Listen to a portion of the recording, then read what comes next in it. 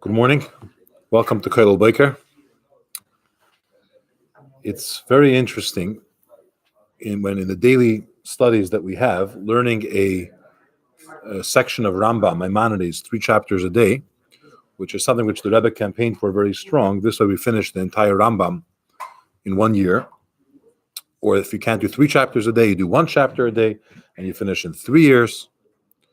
Or if you don't even have time for that, for example, children, they should learn Sefer HaMitzvahs, which is the Rambam's book that goes through all the commandments. And this way you go through the entire Torah, if you will, all the mitzvahs in a year time.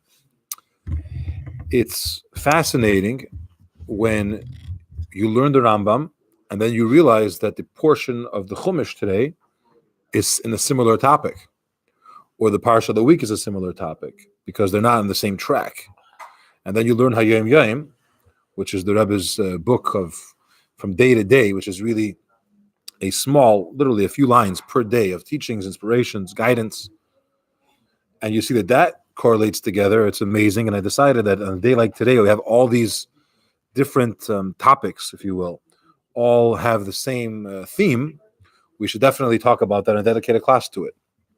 So we're going to focus today on Maimonides, particularly the laws that we begin today, and those are the laws of stealing and of lost objects. But first, let me share with you a fascinating teaching that the Rebbe brings in Hayom Yom from a great tzaddik, Rabbi Zusha of Anapoli.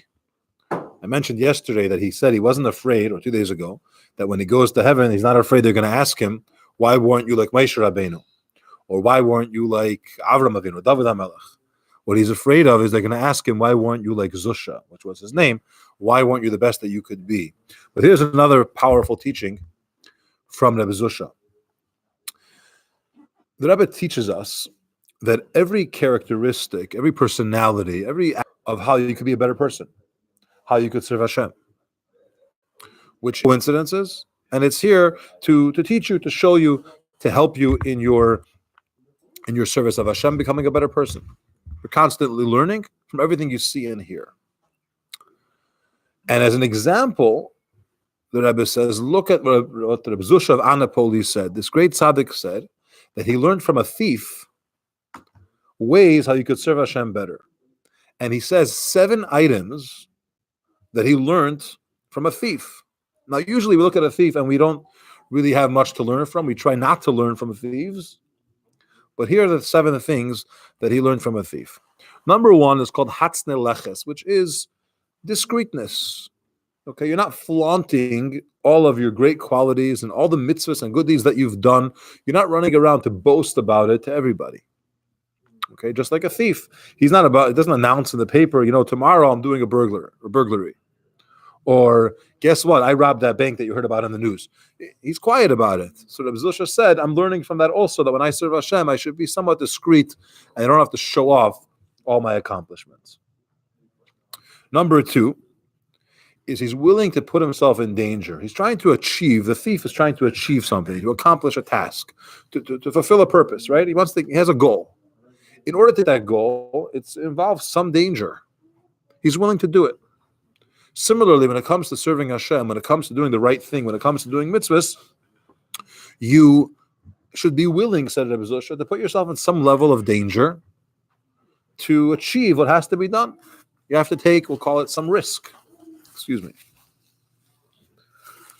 Number 3, details matter. For a thief, every small detail is important. The time of the day, where it's going to be, who else is going to be there, the time of the month, is there a full moon, is it bright, is it quiet? There's so many details that matter that go in for this to be successful.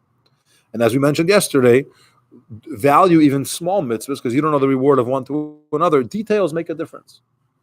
And we should focus and not look at it and say, who cares, it's just small. Number 4, a thief puts in tremendous effort. He works very hard. Okay? And it's something which we're learning as well, that we should be dedicated to put in effort. I see Facebook is playing games today. But in any case, those that are watching, please share the video with others and feel free to comment, subscribe if you're on YouTube. So put in great effort. Work hard. It's something which he learned from a thief. Number 5, zrizus, alacrity, zeal, quickness, fast. He's not going to take his time, break into a house, walk around a little bit, maybe have something. But for the most part, a thief is quick. He gets in and gets out. It doesn't waste time. We should also, when you have an opportunity to do a mitzvah, you do it. You get it done. You don't procrastinate. You don't wait. And you don't, for those watching on Facebook, I know there's problems with the internet. Switch to YouTube. You could just find us on YouTube and you could watch live.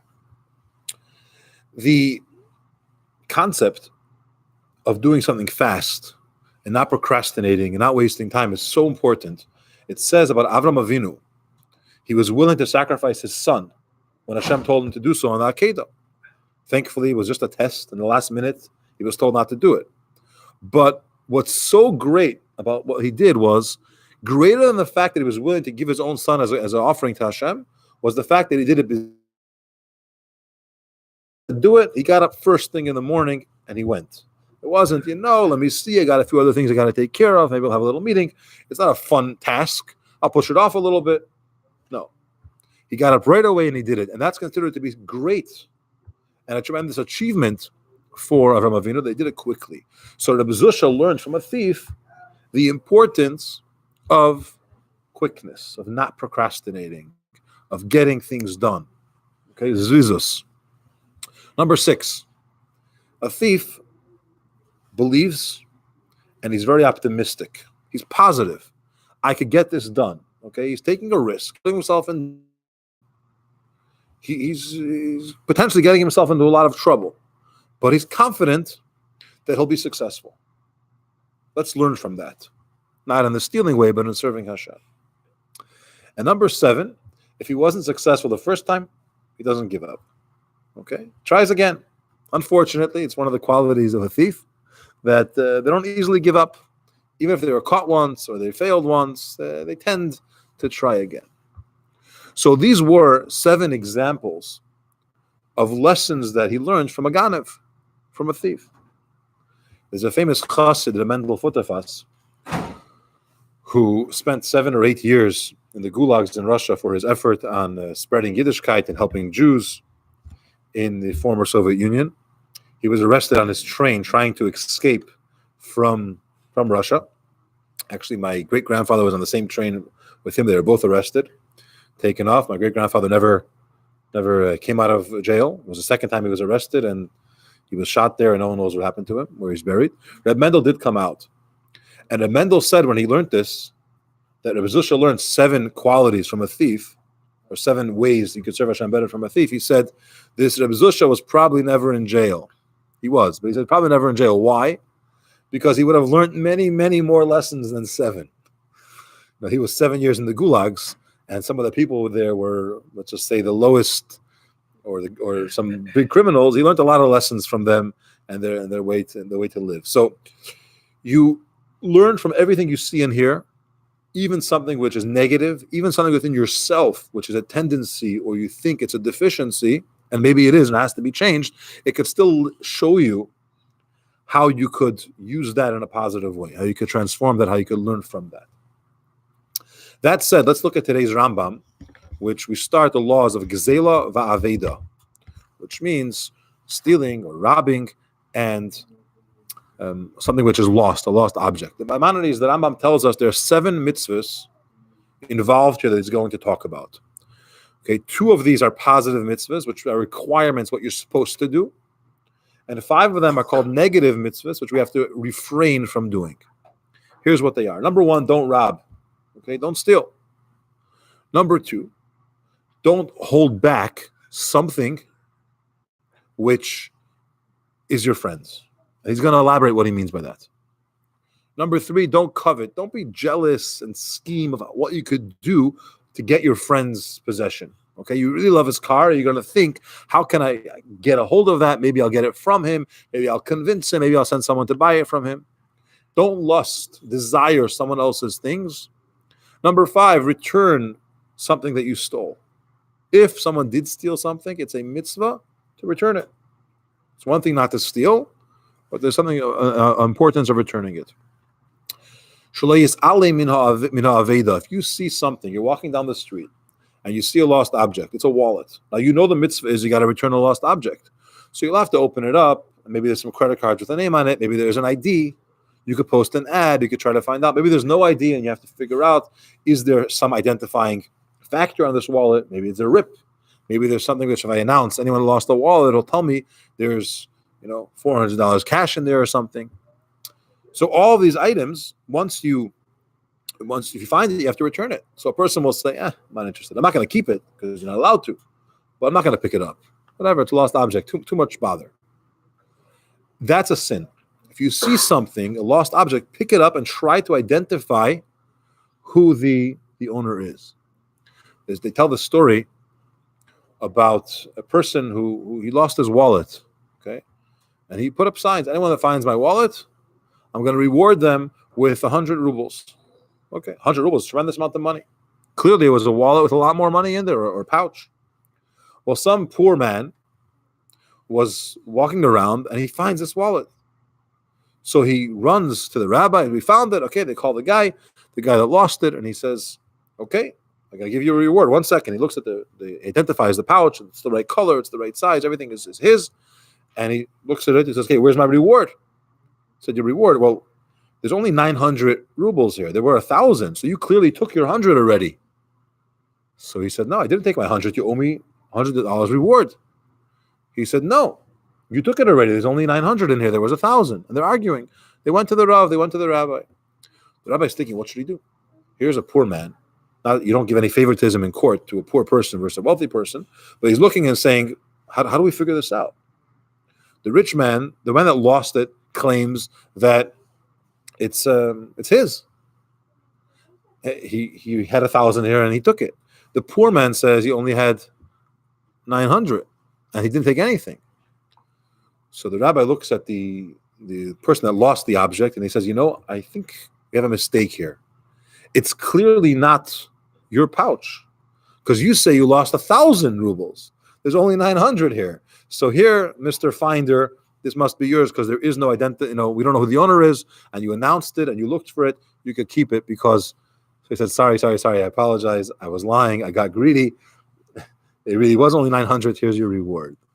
Sometimes it takes common sense, which is not so common. Okay, so number 7 is to return a lost object. Okay, let's understand this. According to the Torah, according to halacha, anyone that steals from his friend or from a fellow, from anybody, even a shava pruta, it has to be worth the amount. It's a certain measurement of value of gold and weight. It comes out to be around 2 cents is a shava pruta. Okay? Depends on the time and the economy and the strength of the dollar, but it's around 2 cents. If you stole something that's worth that amount, you have transgressed the biblical commandment not to steal. Okay? Probably if you took someone's toothpick, you're okay. You're still not allowed to steal anything, regardless of the value, but the prohibition is a shava pruta. It has to be worth at least 2 cents or so. Okay. However, unlike many other commandments, you don't get malchus, you don't get lashes for this prohibition. In general, in Torah, there are punishments of lashes, right? If someone does something wrong, if 2 witnesses saw him, and they warned him not to do it, and he did it anyways, and they told him what the punishment is going to be. In certain instances, after cross-examining the witnesses, this person could get lashes. For stealing, you don't get lashes. What? Yeah, very good. Why? Because there is a positive mitzvah connected to this prohibition. What's the positive mitzvah connected to stealing? Pay it back. So when you have a quote monetary expense attached to this, in this case, return the lost object, he doesn't get malchus. You don't get lashes for it. You have to return it, but you don't get lashes for it. Now, there are other cases where you have to pay double if you steal. But here's a very important difference. What's worse, stealing or robbing? What's the difference between stealing and robbing? The difference in stealing and robbing is as follows. Stealing is something that you do discreetly, okay? You come into the person's house, or you pickpocket them, or you sneak and you take something, he doesn't notice. You took something away from him. He finds out afterwards, or never finds out. That's stealing. Robbing is when you come boldly, brazenly, with or without a weapon, and you forcibly take something. You come in and you say, I'm taking this from this person. Okay? That's robbing. Okay, so stealing is when you do it behind his back. He doesn't know. He won't know till later. And robbing is brazenly coming in and taking it by force. Whether you displayed force like you threatened, or he's just afraid of you, or he didn't know how to react, but you boldly took something from him. What's worse, stealing or robbing? I'd like to ask anyone watching if you want to share, what's worse, stealing or robbing? Use live chat on YouTube or on Facebook. Is it worse to steal or is it worse to rob? You say stealing is worse. Why? Because it also involves lying or deception. So it's not only taking, but it's also lying. Okay, very good. We do say that robbing leads to lying or causes lying, but our sages tell us stealing is worse than robbing, because robbing is worse than stealing. Sorry? No. Thank you. Sorry. Stealing is worse than robbing. Why is stealing worse than robbing? Because you're saying, I'm afraid of people, but I'm not afraid of Hashem. Okay? So I don't care that God said don't steal. I'm fine with that. Because he said he's watching me. Humans I'm afraid of, so I'm going to sneak in and take it. Okay? Robbing, he's treating everyone equally. I'm not afraid of God. I'm not afraid of humans. I'm going in. Okay? It's terrible things. But if you look at the details of it, the person that's afraid of humans, not afraid of God, it's a problem. Okay? So that's considered to be worse. Huh? What? Modern robbing can cause killing. I'm going to repeat the comments for those that are watching. Modern robbing can cause killing very easily. It's not just modern robbing. It's known that if a person breaks into your house, according to, we had this in Chumash, in Rashi recently, if someone breaks into your house, it's assumed that they're going to kill. In other words, they are coming in to steal. But if they encounter you, right, they probably will kill. The exception is, Rashi quotes that if it's someone's father coming in to steal from a son, the son has no right to kill him first because he wouldn't kill his son. He's just stealing. Heaven forbid. By the way, when you learn these halachas, these laws in Gemara, in Torah, this is God's wisdom, right? That's what Torah is. It's God's wisdom. Some of these things hopefully never took place, never will take place. Some of these scenarios. But we learn them because it's Torah. Obviously you can learn a lot of practical implications from it and potential things, but many of the cases that the Gemara discusses, they never happened. It's a potential. If one animal gored another animal, how do we deal with the damages? Who has to pay what or how much or what case? This is Hashem's wisdom that we study and learn His Torah. And when you learn His Torah, you connect with Him and so on. But digging under house is stealing. Correct. I'm just saying that there's the example of when someone comes in, there is this Rabbi. Okay.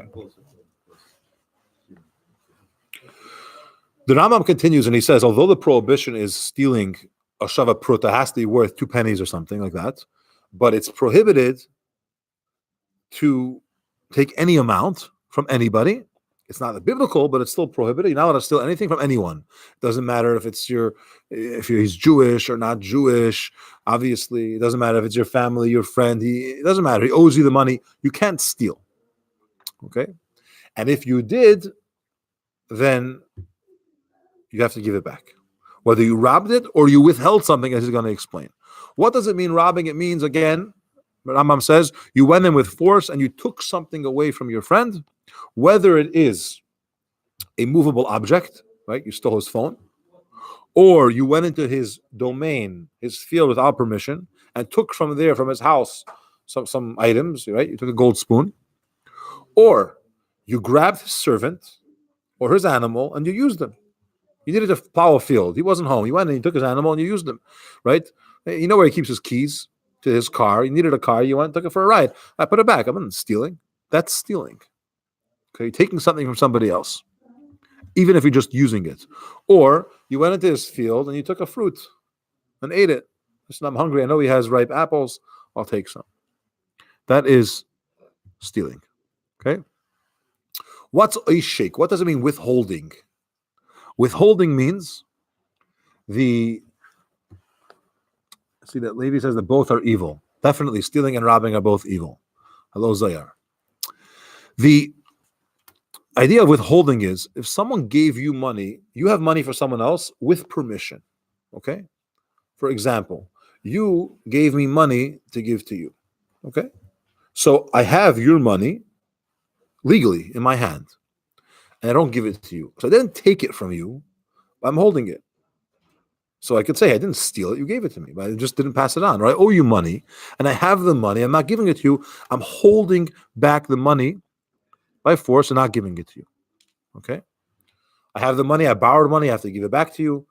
You worked for me, I have the money to pay you, I'm just saying, come tomorrow, come yesterday. I'm withholding money that I have for you. And it's a biblical prohibition, just like you can't rob, lay sashik, you can't withhold money from your friend. There's a biblical mitzvah, mitzvahs aseh, de'iraisa. If you robbed, you should return what you stole. Okay? Sounds obvious, but you have to return what you've taken. And when you return it, let's assume the object has changed. Okay? You stole wood. And you took that wood and you made dishes out of it. Okay? So what do you do now? Or you stole wool and you made clothes out of it. So what do I do? So if it changed, the status of this item changed, then you need to pay the value of what you took, says the Rambam. Okay, Mishalim Domeho, you pay how much it was worth. It was $100 worth. I don't want back your dish that you made out of my wood. Pay me for the wood. Okay, and this is, by the way, says the Rambam, whether you have knowingly, you admitted it, you came out, you said, listen, I'm sorry, I stole, I want to return, or if someone caught you. And two witnesses said, we saw him steal, and they're taking you to court to pay back, you have to give back the lost object. And if you ruined it or changed its status, then you need to give back the value, pay for it, of the original item that you took.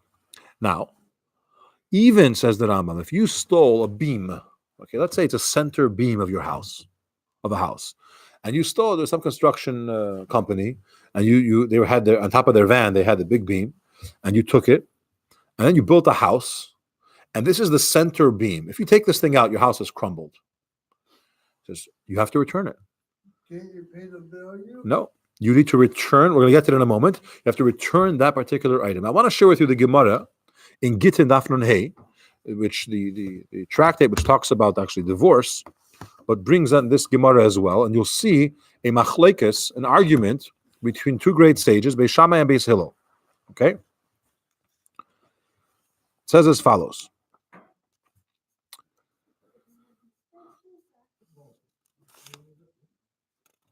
If somebody stole he took this beam and he stole it. According to Beis Shammai, you need to return the actual beam. I don't care if it's in your house and it's built in there, and by taking it out, you're going to have to destroy your whole house. Okay? Too bad. You want to do tshuva, return it. Okay? Beis Hillel says no. You know what you could do? And by the way, we discussed this at length. Beis Shammai is usually more strict, and Beis Hillel is usually lenient. Beis Hillel says no. If it's such a situation where it's really stuck, and it's going to be tremendous for you to do it, you could pay the value. Why? The law is you got to return the object. I can't just take your thing and say, I'll pay you for it. It's not yours. Right? It's not mine. I can't steal it from you. But the halacha is that the Chachamim, our sages, made a takana called takanas hashavim, which means an enactment for those that are returning. We want to encourage people to do the right thing. And if you make it very hard for a thief to repent, right? The guy was in jail, let's say, and now he's an ex-convict, and he wants to live a normal life, but no one's going to hire him, for example, right? Because he has a bad record. So he's going to resort to stealing again because he's not surviving. And we're not excusing it, but very often a person may go back to their old ways because they can't make it. You have to enable people to change. You have to help them to become better people. If you make it very, very hard, then it's too expensive. I can't afford to do it. Again, it's not an excuse, but we want to make it easier for them. So Chazal, our sages, have made a takana, and they said that if somebody is doing tshuva, they want to return, and they have this item that they stole, but it's the foundation of their house, for example, or it's something which is a tremendous loss. If they do it, in such a case, just pay the value. Treat it as if you would have changed this item from what it was. And you see how much we try to help people to do tshuva, to come to do the right thing. Okay. But so the Rambam tells us that in Torah, according to Torah itself, you should have to return the lost object. But Chachamim or Mesakein, they established in order to have the Takanas Hashavim, give the value, don't lose your whole house because you want to do tshuva. Okay, and similar things. Now, the Rambam brings another example. Let's say you want to have a sukkah. For sukkahs, you have to build a hut, right? So what do? You go and you needed a couple boards. So you stole a board, or you stole 2 boards from your friend. And your friend comes over and he says, hey, I need this board. And it's your sukkah now. It's the middle of Yontif, right? What do? So the Rambam says, you know what? Pay him for the boards. You don't have to take apart your sukkah. For the same reason, because here I am trying to become a better person, and I'm even having a sukkah, and some guy shows up, and he's right. I'm guilty. The boards are stolen. Maybe not yesterday, maybe a month ago, a year ago, but I stole these boards. What should I do? The Rambam says, you don't have to give him back the boards. If you already built your sukkah, it says an sukkahs, b'seich echag, if it's already sukkahs, pay him the value. However, this is only because after Yontif, you have to give back the actual boards. Because a sukkah, it's not built in to the ground, right? The Rambam says he didn't put it into the tit. It's not in the cement. It's not in the clay. You didn't change it. Take out 4 nails and give it back to him. So on sukkahs, pay. But if it comes back afterwards, just because he used it for your sukkah, you still have to give it back the actual boards. You had a question? The Torah doesn't put thieves in jail, does it? No. As a general rule, jail is not exactly the Torah way of doing things. There are exceptions, but for the most part, we see people as much more productive and they're not locked up. They have to pay fines. They need lashes in certain cases, other punishments. It's more of rehabilitating the person. There's many reasons why consequences happen, whether it's to send a message to the rest of society or it's to punish the person. But the main focus in Yiddishkeit of punishment is rehabilitation. You want to change and improve the person. There are punishments and many other things, but for the most part, it's about fixing the person. That's Torah's view on justice and on punishment. And that's why jail is not very productive. And if you look statistically, and the JLI had a beautiful course on this recently, the last course was about this whole idea of crime and punishment. And you could see that those that go into jail don't end up usually becoming better people as a result. But in any case, to answer your question, no, there isn't. If someone steals, we don't have jail. There are cases where the judge, the Jewish judge, according to halacha, has discretion. And he could say, society is out of hand. Everyone's stealing. Right? A few months ago, there was a problem. It was very common. They were stealing these coats. What were they called? Those coats? It's expensive. It was very nice down coats. And people were stopping in Chicago, Michigan Avenue. People were stopping people and at gunpoint, take off your coat and taking it. It was an expensive coat. So if a judge sees that society is at a situation where stealing is rampant, he could enact any punishment temporarily and say, okay, anyone that steals any amount is, we're going to put them in jail or whatever else. But as a rule, we avoid jail. Okay, let's go on. If somebody steals less than a shava pruta, we said it's not biblically, it's not the biblical prohibition of stealing, although you can't steal any amount. You don't have the mitzvah to return it. Okay, if you stole someone's paperclip, don't return it. I mean, you should return it, but it's not a mitzvah, a biblical commandment to return that. However, the Rambam says if you stole 3 separate items from the same person and collectively there are 3, you should return it. Okay, what happens if I stole something from your house? Okay, by yishuv. I stole something in a very civilized area, okay, normal place. I stole something. And then we went on a hiking trip. And we're in the middle of nowhere. And it's a little bit dangerous. And I look at my friend and I say, you know what? You were missing your phone? I took it. You know I took it. I robbed it from you. I decided I want to give it back to you. Okay, so you take the phone from me, you look at it, you look at me, and you say, "1 second, I'm in the middle of nowhere. Who knows? I might be robbed in the next hotel that we stay at. It's not safe. I can't lock it up. I can't put it anywhere. You want to return it? I don't want to take it from you now. I want you to return it to me when we get back home. It's your discretion. It's your prerogative. You could say, I'm not taking it now. I'm taking it later. Okay? And so it's up to you. And then it's in the domain of the thief, and he's responsible to give it back. And if something happens to it, then it's his fault. Okay? Imagine they're held up by some robbers. Oh, by the way, I owe you this, I owe you that. Everything he gives it, Okay.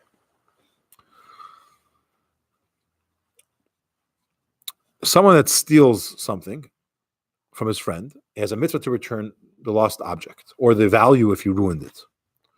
So the Rambam says, let's say it's a storekeeper, and you stole, a bag of noodles from the store, and then you come back the next day, and you're buying something else.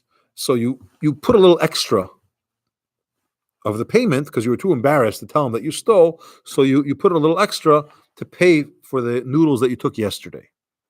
It's fine, okay? It's okay. In other words, you have fulfilled the mitzvah of returning the stolen item.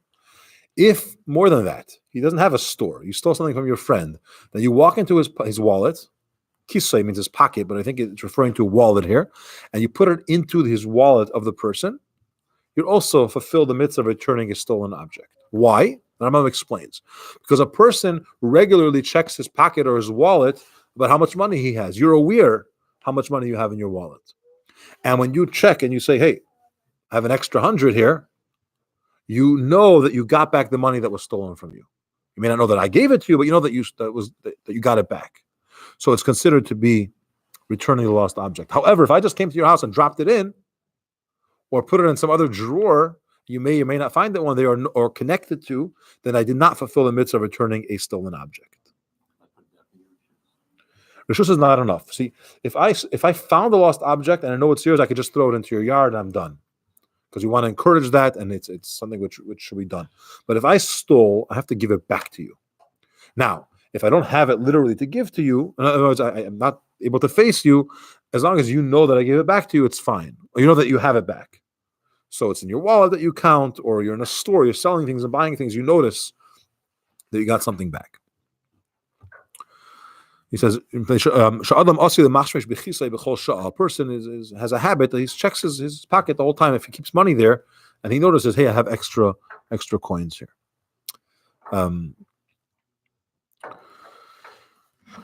Someone that lusts, desires, really schemes to get his friend's servant or their maid or their house or any object that they have, something which he could get from him.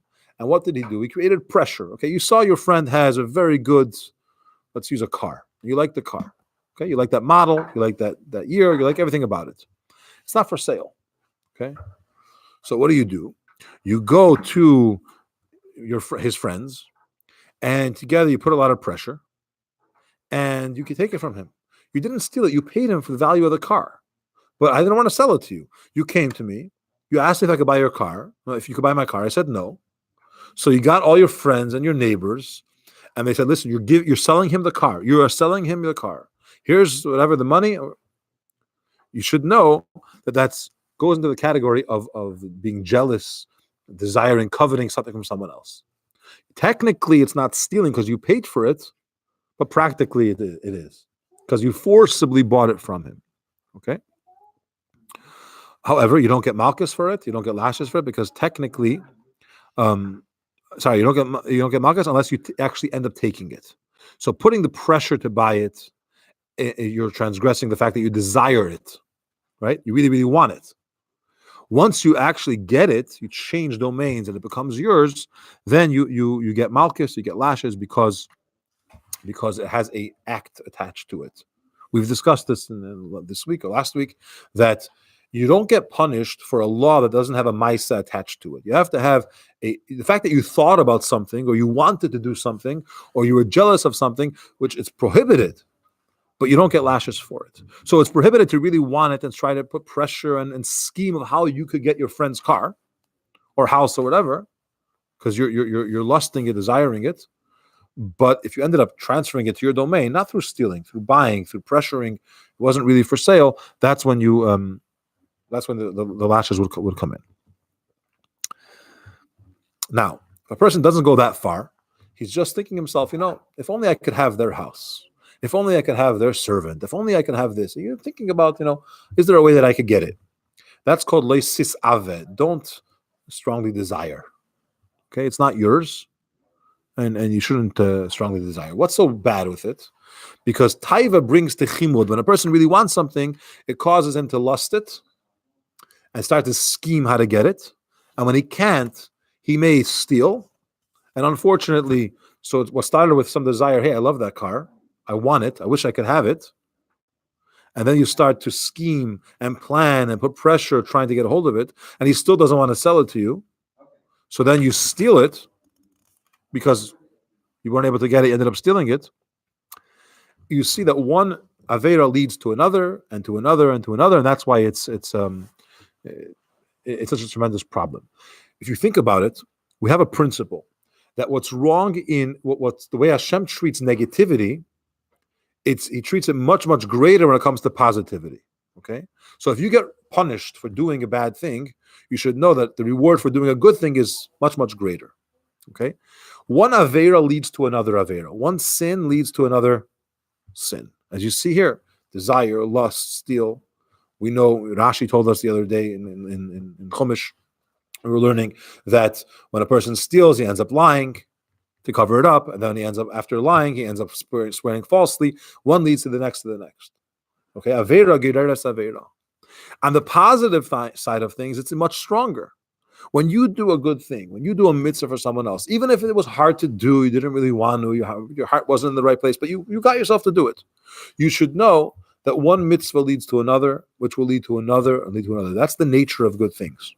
Okay, and if it exists in the negativity, it's much obviously stronger, compounded in the positivity. It snowballs, it leads to more and more and more.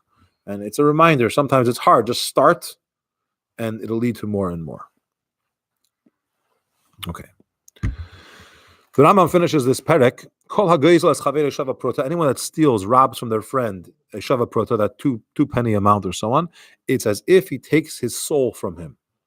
Shenemar, as the pasuk says, "Kein erches kol beitzei abatza as nefesh regamer," because the pasuk in Mishli tells us that if someone that takes from someone else, he uses the term nefesh, which is soul, which is a life, you're taking it away from him. However, in Lehesak Zela Kayemes, and let's say the thing that you stole is non-existent anymore, and the person that stole wants to do tshuva, he wants to turn and give it back.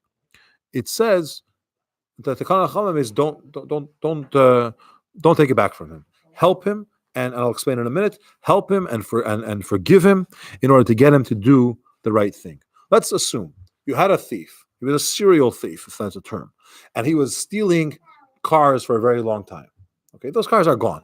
He sold them, and the money is gone. It was 10 years of terrible behavior, and then he comes and he says, "Guys, I'm changing my ways. I want to do tshuva." He can't do tshuva because you know how much money he needs now to pay back? And let's assume that he was selling things on the black market and he was selling it for really, really cheap, right? I had a situation where I went to the gas station to get gas, and several years ago, someone comes over to me and says, "You want a laptop?" And he named the price, very, very cheap. And I was in yeshiva then, and it was a great opportunity for a laptop for very cheap. And I said, "Okay, let me go to the ATM and get the cash." And as I walked to the ATM, I realized, one second, he's selling in a gas station, right? Obviously, it's a very good price, but it probably came up from the back of the UPS truck, or it's from someone else's Amazon delivery, right? The person that stole a lot of stuff, and I didn't buy it, the person that stole a lot of stuff, which, by the way, we had in Rambam yesterday or the other day, that you can't buy stuff from a thief because you're encouraging stealing. You're enabling it, right? Now he has how to get rid of it. But a person stole for a long time, and he sold it for cheap, and now he wants to do tshuva. He can't. He doesn't have the money. Even if he kept the money that he got, it's not enough. So the Rambam says, if a person comes to you and they're doing tshuva and they want to change their ways, don't hold them accountable to pay for everything they stole. If he has it, he should pay it back. Okay? If he has the value, he should pay for the value. But if he doesn't have, takanas hashavim, help them do tshuva. Enable them. We want to forgive them if you could, right? And if someone that does take it back, it says, Ein ruach chachamim neicha mimenu. The spirit of the chachamim, they're not pleased with such a person. Here's a guy that wants to change his ways, and you're forcing him to pay you to do tshuva. Okay? So I don't mean yesterday he stole your car and he has it, take it back. But he doesn't have it. And he's going through a personal transformation. He's trying to change. The law is help him change. Forgive him if you can. Don't insist to take it back from him. It shows us how much Torah encourages and helps a person to change. How much he wants him to become better. I'll conclude with a story about doing tshuva. There was once a yid, simple fellow who was a coachman, and he came crying to his Rav, and he said, I made a mistake. I broke Shabbos. I violated Shabbos. He didn't realize it was he thought he had enough time. He ended up on the road. He broke Shabbos, and he feels horrible. What's my tikkun? How can I correct what I did wrong? I want to become better. How can I fix my past? Again, it was a mistake. So the Rav told him, I want you to buy candles and bring it to the shul. It wasn't electric then. They had candles. Bring candles, donate candles, and by you lighting up the shul, and it'll be used for Shabbos, and it'll be used in general, that'll be your tikkun you'll correct for your mess up of Shabbos. Now, there was a great tzaddik sitting there, Michal Zlotchever was sitting there, and he was a Talmud of the Baal Shem Tov. And when he heard it, he thought to himself, that's so strange. A guy broke Shabbos, and the Rav tells him, buy candles, and somehow you bought your way, you fixed it. That doesn't make any sense. He didn't say anything, but he thought it to himself. The fellow bought the candles, and somehow, before they used it, a dog came into the shul and stole it, ate it, took it, ruined it, was unusable. So he felt horrible, and the next week he went, and he bought more candles. And this time, they lit it, and it was right before Shabbos, and the wind blew it out, so it wasn't usable. And the next week he bought it again, and something else messed up. It went down very quickly. So he was broken, like, well, Hashem doesn't accept my tshuva. Here I messed up, and I went to the Rav, and he told me what to do. He ran to the Baal Shem Tov, and he said, Tzaddik, Rebbe, help me. What should I need? Hashem doesn't want my tshuva. So the Baal Shem Tov called for Michal Zlotchever. He said, I want you to go tell him to come to me. Okay, the Baal Shem Tov's calling him. It was a different city. He takes his wagon, and he takes a coachman, and he leaves. He's on his way. As he's traveling, they end up on the wrong road, the wrong path. They get a little bit lost, and it's getting late, and now it's close to Shabbos, and he starts to panic. What am I going to do? Shabbos, I'm being in the middle of nowhere. Who knows if I can keep Shabbos? He's going devastated. Somehow, miraculously, he get back on the road. They end up by the Baal Shem Tov a minute before Shabbos. Comes to the Baal Shem Tov. Baal Shem Tov says, now you see what it feels like, or almost saw what it feels like, if someone breaks Shabbos. And that Yid felt horrible, and he was told to buy candles, and you, in your mind, because he was a tzaddik, he had a kapeda, he felt bad. He said, no, this is the wrong way of doing it. You caused those candles to be not usable. They didn't end up being used. You had this negative feeling about it. How could he do tshuva just by buying candles? But you don't know the broken heart that this person had. You don't know his inner remorse that he had. It's not about the candles. He felt bad about what happened to him. It was a mistake. Maybe he could have avoided it. And he was sincerely changing his ways. Now that you had that little feeling Friday afternoon where you thought you might be stuck and you may end up breaking Shabbos or close to it, now you know what it is. So when a person wants to do tshuva, the sincerity is what matters, right? He's real. He cares. He wants to change. Help him. Help him do it. Bring him to the don't force him to pay back everything that he took if he doesn't have it. And even if he does, it's not the same item, it's gone. Takanas hashavim, help them return. Have a wonderful day. Thanks for joining. You too.